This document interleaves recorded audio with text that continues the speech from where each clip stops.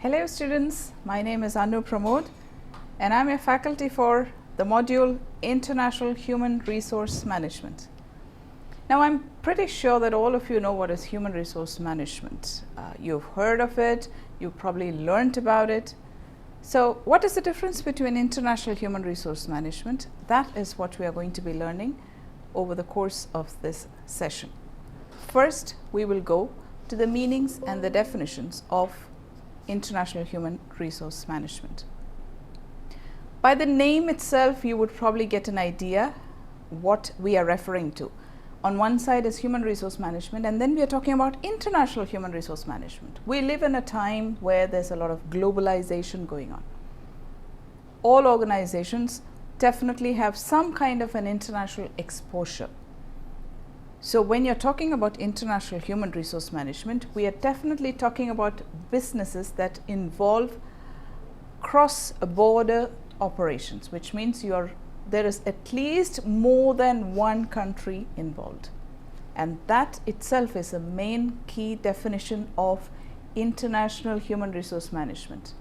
More than one country is involved in the operations of one organization.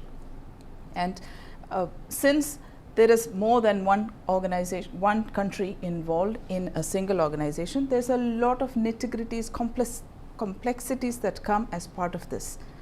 And now we will see, as we progress, we will understand what are some of those complexities that will be involved as compared to human resource management. What is the difference when it comes to international human resource management, right? So let's learn step by step what it is to be involved in a team that looks after international human resource management, right?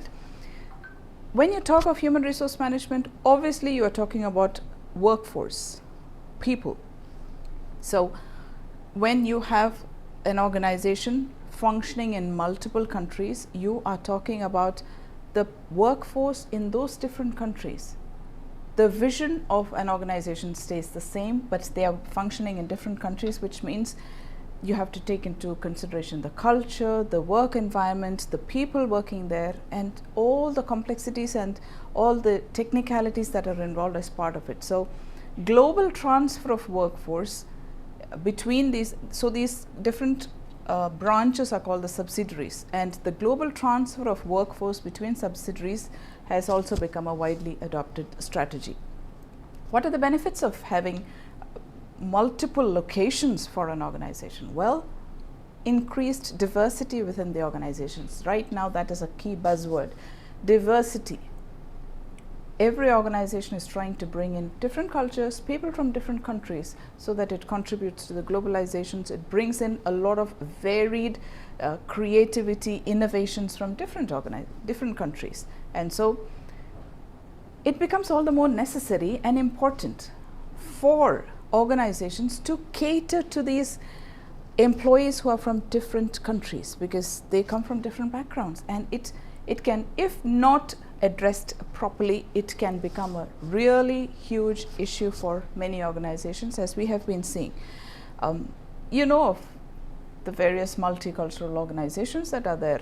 You've heard of the Apples and the Googles and Amazons. They are spread throughout the world. And can you even imagine how difficult it must be for the human resource function to be able to cater to these different employees from different places? And that is the challenge that we would be tackling under international human resource management.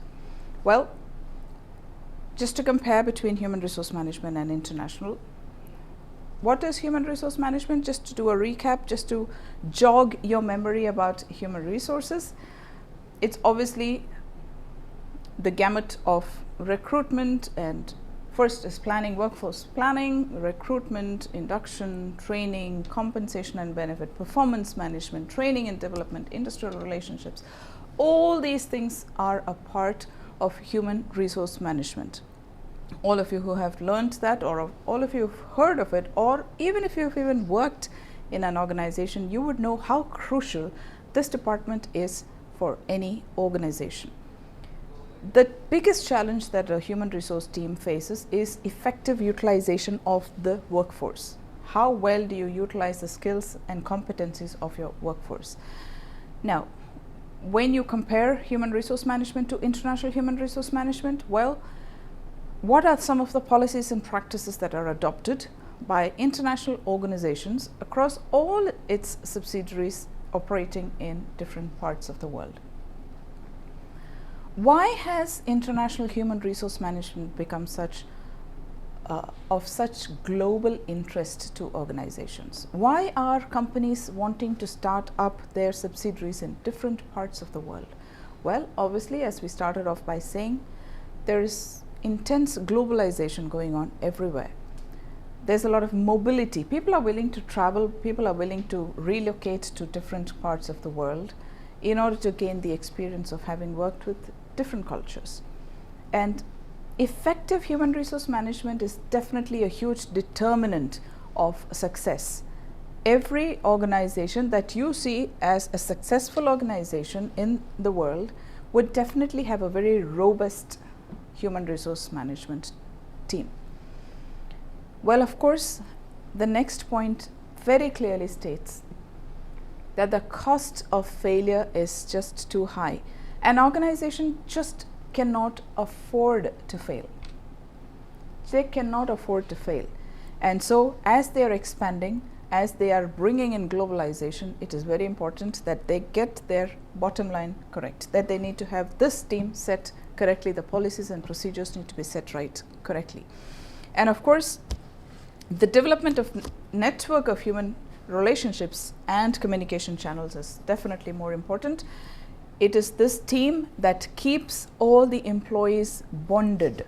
It is the human resource team that keeps employees satisfied with their policies and procedures. So I do not have to tell you much more about how important this team can be for an organization, right? Now, efficient management of cultural diversity definitely requires a human resource team that is knowledgeable about the different factors that govern the laws of every country. And that is the team. Probably the most key recruitment in an organization would be the human resource team, because if that organization has invested a lot into that team, you can be sure that this team is definitely going to bring in an organizational culture that can compete with the best in the market. We will just quickly go through some of the key terms that we will be talking about during this session.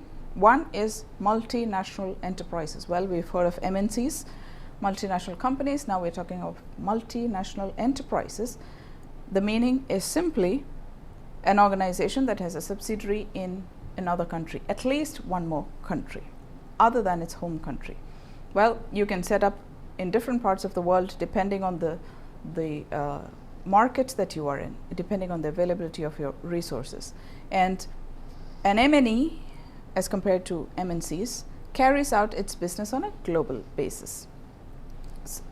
A few more points that you need to know. Parent country nationals, or the PCN, are expatriates. And who are these people? These are employees who are citizens of the home country in which an organization is working, but they work in a foreign subsidiary of this organization. For example, if Apple is situated in US, you have an US national working probably somewhere in India, and they're called parent country nationals. Then you have the host country nationals, that, for example, an employee who's a citizen of that country where the subsidiary is located. A US national working in US itself is called the host country national. And then you have the third country national. I think the vast majority of workers in a global MNE will fall into this category. It can be an employee who's the citizen of a certain country working for an MNE which is situated in another country but has its subsidiary somewhere else, which means if an MNC headquartered in US has a branch somewhere in Uganda, and there is an Emirati citizen working in Uganda, that person can be called a third country national. I hope you get that example. These are some of the key terms that you need to remember as we progress through international human resource management. That's it for now. Thank you.